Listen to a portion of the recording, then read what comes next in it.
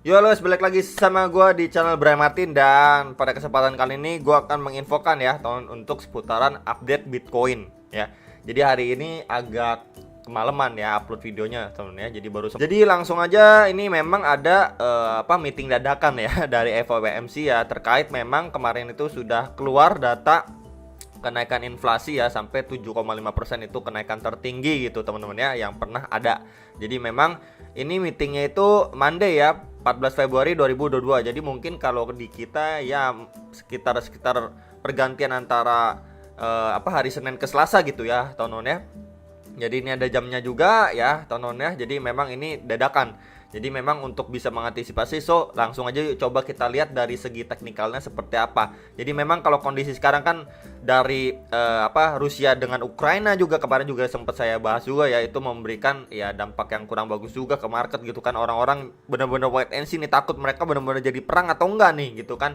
Kemudian juga disusul dengan meeting dadakan dari FOMC. Jadi ya serba hati-hati lah gitu teman-teman ya. Nah kemudian ini pembahasan untuk Bitcoin dulu, time frame 4 jamnya ya. Jadi memang sebelumnya saya sudah menginfokan untuk Bitcoin ya teman-teman. Jadi memang ini adanya tarikan ya, sebuah garis ya warna hijau ini yang berfungsi sebelum menjadi support and resistance untuk si Bitcoin. Jadi setelah dia mampu di breakout, jadi potensialnya menjadi new support gitu kan. Info saya di beberapa video yang lalu ya. Sekarang ini mampu sekali untuk dipertahankan ya tahun area ini. Kita bisa lihat ya. Ini mampu sekali nih time frame 4 jam loh by the way. Dia ketika setiap kali tes ya tahun di garis warna hijau ini atau trend line warna hijau ini yang sebelum menjadi support and resistance, ini mampu dia mempertahankan untuk sementara gitu ya. Kemudian dia testing untuk EMA 34-nya nih ya, atau garis warna biru ini langsung kena reject nih teman-teman. Tuh ya, langsung kena reject. Jadi memang ini menjadi resistance terdekatnya nih ya.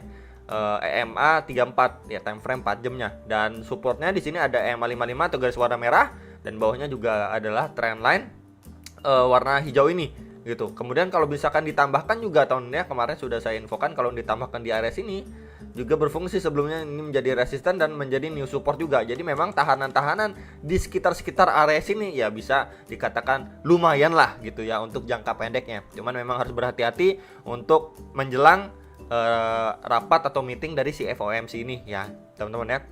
Nah kemudian ini untuk resisten terdekatnya, oke, dan ini adalah support terdekatnya. Lalu kalau misalkan kita lihat untuk time frame 4 jamnya sendiri ya, ini adalah pattern yang kemungkinan kita akan bisa melihat ya. Ini juga bisa membentuk yang namanya inverse head and shoulder ya. Jadi ini untuk bagian left shouldernya, ini untuk bagian headnya, dan ini potensialnya menjadi right shouldernya nih teman-teman ya. Jadi kalau misalkan pun dia drop ya di bawah istilahnya garis trendan warna hijau ini, juga drop dari di bawah EMA 55-nya ya atau garis warna merah ini ke sekitar area sini yang sebelumnya berfungsi menjadi support. Oke, itu di kisaran area berapa? Sekitar 40.500-an dolar. Sekitar area itu ya mendekati sekitaran 40.000 dolar, mendekati area situlah ya. Jadi potensially kalau misalkan dia drop ke bawah juga, kemudian dia mampu ataupun berhasil ya mempertahankan posisinya, istilahnya ada yang nahan di area sini ya, bisa aja dia malah sideways, kemudian siap-siap mengalami pemantulan dengan sekitaran area-area neckline di sekitaran ya, kemudian mampu mengalami pemantulan dengan beberapa area resisten seperti yang sebelumnya ya, kisaran di sini ya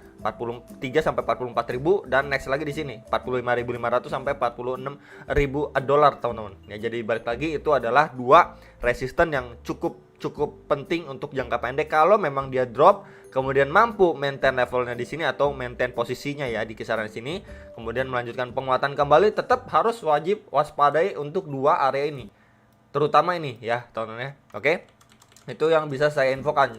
Nah kalau misalkan dia nggak mampu mempertahankan posisinya di sini untuk membentuk yang namanya inverse head and shoulder, itu kan sebuah pattern bullish juga ya. Ya udah dia bisa drop lebih bawah lagi. Nah kalau misalkan drop lebih bawah lagi, targetnya di berapa gitu kan pertanyaannya. Oke, kemarin juga sudah saya infokan ya, kita tarik dari swing low-nya di sini teman-teman ya. Ini time frame 4 jam by the way ya, di sini swing low ke swing high ya. Jadi kita bisa dapat beberapa golden ratio seperti retracement 0,3, 0,5 dan 0,6 itu di kisaran 42.000, 41.000 dan di kisaran 40.000 dolar. Sekitar area itu menjadi 3 golden ratio ataupun target koreksi jangka pendek untuk si Bitcoin, teman-teman, yang harus diperhatikan. Nah, kalau misalkan dia drop lebih bawah lagi, kalian bisa perhatikan juga area 39.000 yang sebelumnya memang berfungsi menjadi strong resistance nih, akhirnya mampu di break. Jadi potensially kalau drop dari 3 golden ratio ini berpotensi untuk testing lagi di area ini $39.000. Jadi memang kalau misalkan drop sampai situ pun ya masih cukup oke. Kenapa saya bilang cukup oke ya? Karena misalkan kita bisa lihat di sini ada low, higher low, dan ini potensialnya juga bisa menjadi higher low kalau memang dia dropnya sampai sini kemudian melanjutkan penguatannya, teman-teman ya. Jadi memang kalau misalkan dia koreksi di antara 3 golden ratio ini atau memang terdalamnya di sekitaran $39.000 itu masih bagus gitu ya. Karena misalkan kita bisa lihat masih membentuk yang namanya higher low dari lowest point sebelumnya ya. Teman-teman kita bisa lihat dan kita nanti potensialnya akan melihat gitu, teman-teman ya. Jadi itu yang harus diperhatikan untuk kemudian sedikit tambahan dan reminder dari saya ya, teman-teman ya. Tadi kan saya udah infoin ya, kalau misalkan kita melihat kalau misalkan dia mampu drop kemudian maintain levelnya di sini kemudian melanjutkan penguatannya, diperhatikan 2 area resisten ini. Next lagi teman-teman yang bisa saya infokan ke teman-teman, kemarin juga sudah saya bahas juga ya dari daily-nya, teman-teman. Nah, ini daily-nya ya. Yang pertama harus diperhatikan, semoga memang dari RSI-nya ini mampu maintain atau bertahan di ya kisaran posisi 50, teman-teman ya. Nah, kemudian ya next area lagi yang harus diperhatikan yaitu adalah area 50 ribuan dolar ya, 50.000 sampai 51.000 dolar. Jadi kalau misalkan kita tarik Fibo aja dari swing high ke swing low-nya, teman-teman ya, dari sini ya.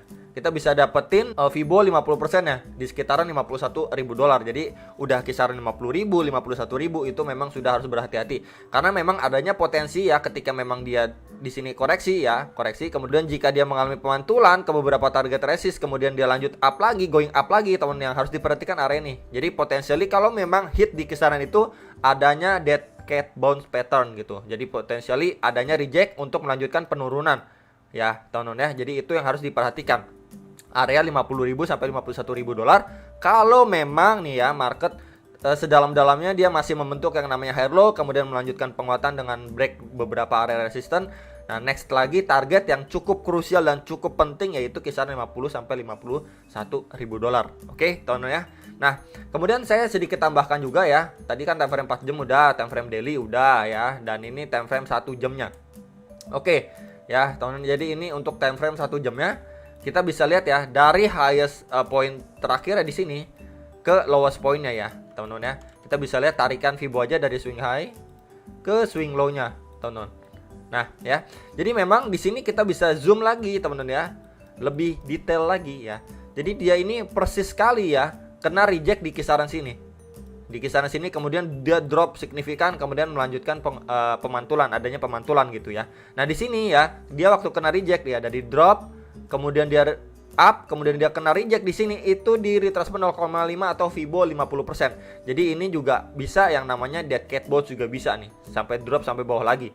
Ya, cuman memang di area sini masih dipertahankan posisinya ya. Jadi kurang lebih Fibo 50% untuk area koreksi ataupun target kenaikan juga bisa menjadi salah satu bahan pertimbangan ya, karena memang kita bisa lihat untuk time frame 1 jamnya juga persis sekali kena reject di area situ, walaupun ya di area sini telah mampu dipertahankan kemudian mengalami pemantulan untuk ya mungkin kita bisa bilang sesaat lah, tahun ya.